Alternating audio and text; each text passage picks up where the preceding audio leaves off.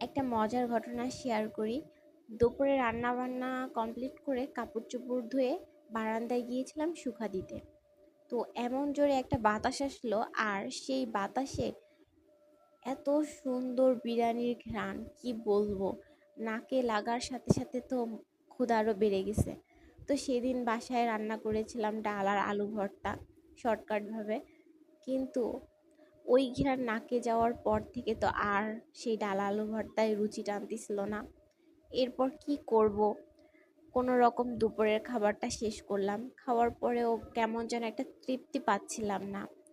তারপরে অনেক চিন্তা ভাবনা করার পর, যেহেতু মাসের শেষ ছিল, তো বাসায়ও সেরকম বাজার ছিল না।